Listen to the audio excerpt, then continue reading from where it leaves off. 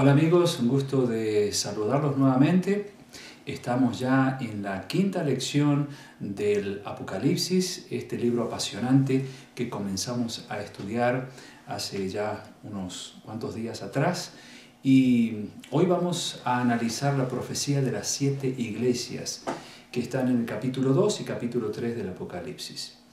Pero antes de introducirnos a estas profecías, quiero decirles que si es la primera vez que ustedes están mirando este curso, les recomiendo que vean desde la lección número 1 para poder entender mejor lo que estamos haciendo en este estudio del Apocalipsis. Este libro maravilloso con el cual termina la palabra de Dios. Génesis es el primer libro, Apocalipsis es el último. Un libro cargado de misterios, de símbolos, pero que de a poco, basándonos en el método que usó Jesús para descifrar los misterios a sus discípulos, vamos descubriendo todos esos misterios, vamos encontrando una explicación, porque Dios no escribió este libro para dejarnos confundidos o asustados, nada de eso. Lo escribió para que ustedes y yo lo podamos entender en este tiempo especialmente.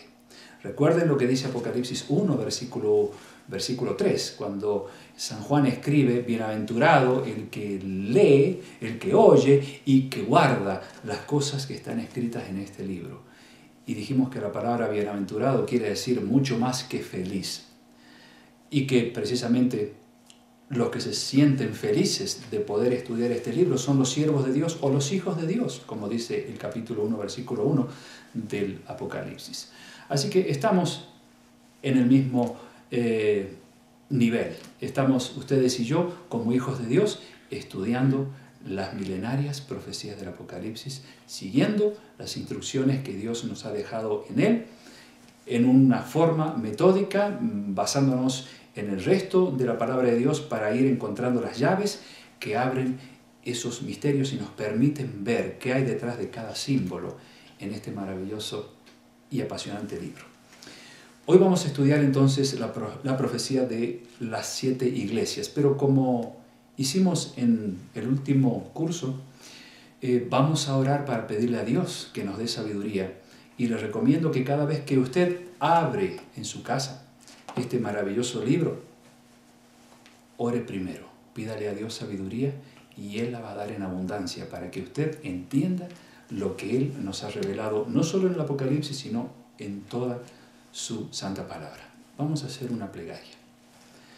Querido Dios, te damos gracias porque seguimos estudiando el Apocalipsis junto a tantos amigos que nos siguen.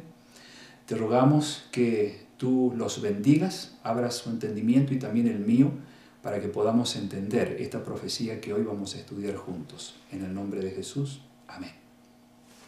Bueno, ahora sí, vamos a introducirnos en el capítulo 2 del libro del Apocalipsis, donde usted habrá leído más de una vez estos mensajes que San Juan escribió a 7 iglesias: Éfeso, Esmirna, Pérgamo, Tiatira, Sardis, Filadelfia y la Odisea. Y quiero decirles que como el Apocalipsis es un libro profético, estos mensajes que encontramos aquí de las 7 iglesias, si bien fueron mensajes que San Juan escribió para 7 iglesias que habían sido fundadas allí en Asia Menor, sin embargo, Dios quiere que las entendamos también desde el punto de vista profético. O sea, 7 mensajes locales, 7 mensajes para aquel tiempo, pero a su vez 7 mensajes dados por Dios a su iglesia a lo largo de 7 períodos proféticos que abarcan 2000 años de historia. Por eso, cuando leemos estos mensajes, no solo pensamos en las iglesias a los cuales estaban dirigidos, sino también a aquellas iglesias que a lo largo de 2000 años fueron organizándose y predicando el Evangelio y tratando de mantenerse firmes a las verdades de Dios, y cómo llegamos hasta nuestros días con el mensaje de la Odisea. Eso es lo apasionante del Apocalipsis. Vamos al capítulo 2 del Apocalipsis y les voy a ir diciendo varias cositas. No vamos a leer todo el mensaje, eso se lo dejo de tarea a ustedes, Vamos a leer específicamente algunos textos, algunos versículos, y diremos cuál es el significado de cada nombre. Por ejemplo, Éfeso, Esmirna, Pérgamo, ¿qué significan esas palabras? ¿Qué periodos históricos abarcan estos mensajes? Y cómo de una forma u otra vamos llegando hacia el último mensaje que Dios le da a su pueblo, que es la Odisea. Hay varias cosas que tenemos que tener en cuenta. Siempre aparece Jesús introduciéndose de una forma u otra en cada mensaje de las 7 iglesias. Él también da un elogio, un reproche y también una promesa al final a su iglesia. Por ejemplo, él dice: yo conozco tus obras, al que venciere le daré tal cosa, el que tiene oído oiga lo que el Espíritu dice a las iglesias, etcétera, etcétera. Para que ustedes tengan una idea cuál es el lenguaje más común que se usa en estos 2 capítulos del Apocalipsis, capítulo 2 y 3. Vamos a decir que el capítulo 2, al iniciarse con la iglesia de Éfeso, Éfeso quiere decir deseable, eso quiere decir Éfeso. Y Éfeso abarca más o menos estos años, desde el año 31, desde la ascensión de Jesús al cielo, hasta el año 100. Este es el periodo que abarca el capítulo 2, versículo 1 al 7, el mensaje dado a Éfeso.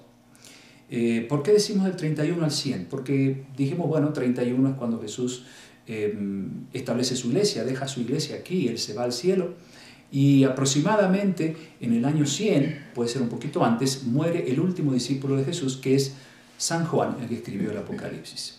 Entonces, ese periodo tiene que ver con la iglesia de Éfeso, un mensaje dado a la iglesia apostólica primitiva, esa iglesia que había logrado conquistar 6 millones de personas, es decir, 6 millones de paganos que se convirtieron al cristianismo cuando los apóstoles predicaban con una fuerza y un poder increíbles, dados por el Espíritu Santo, obviamente en aquella lluvia temprana, como se le llama, el descenso del Espíritu Santo. Así que, obviamente aquí Jesús elogia a la iglesia. Yo conozco tus obras, dice el versículo 2, y tu arduo trabajo y paciencia, que no puedes soportar a los malos, y sigue diciendo otras cosas, como que has sufrido, has tenido paciencia, y obviamente después le da una promesa: al que venciere le daré a comer del árbol de la vida, al que está en medio del paraíso de Dios. Y de esa manera Dios se dirige a este primer periodo profético del año 31 al 100 a la iglesia apostólica primitiva. Cuando vamos a la iglesia de Esmirna, Esmirna va desde el año 100 hasta el 313 después de Cristo. El año 100 porque, bueno, allí quedamos, el final del mensaje a la primera iglesia. De paso, Esmirna quiere decir mirra, es una goma aromática de un árbol, mirra, eso quiere decir Esmirna, y entonces del año 100 al 313. También tiene elogios de Jesús a la iglesia que vivió en esos tiempos, le hace un reproche y le hace una promesa. Ahora, ¿por qué decimos que termina en el año 313 el mensaje de Esmirna?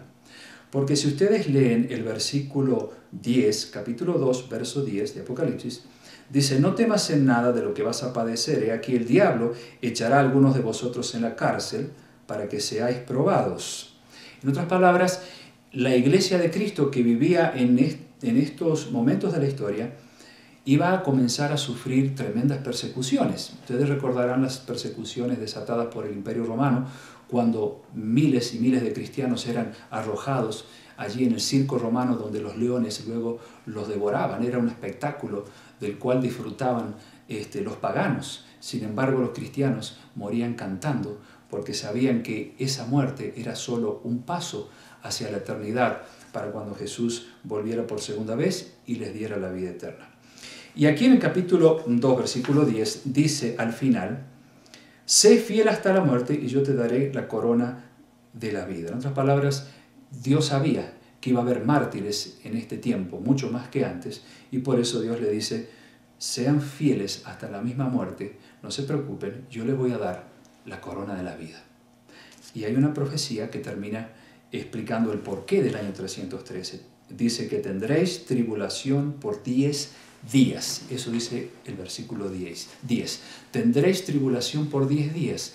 ¿Recuerdan cuando analizamos en el capítulo 1 el significado de un día profético? Un día profético equivale a un año. Y aquí dice, tendréis tribulación o tendréis persecución o aflicciones durante 10 días, es decir, 10 años. Y qué interesante porque desde el año 303 hasta el 313, 10 años exactamente, la historia registra la peor persecución desatada contra los cristianos por el emperador Diocleciano. Año 303 al 313, los 10 días proféticos de Apocalipsis 2 se cumplieron y está registrado en la historia.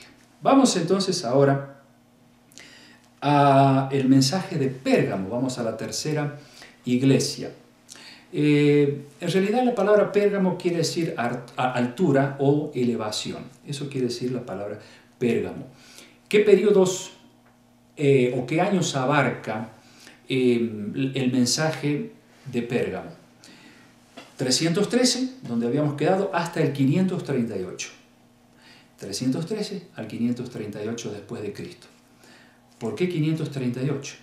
Sencillamente porque en el año 538, después de un tiempo en que cesó la persecución a los cristianos, porque Constantino el Grande firmó un decreto de tolerancia en Milán para que los cristianos dejasen de ser perseguidos en el tiempo de Diocleciano, como así fue.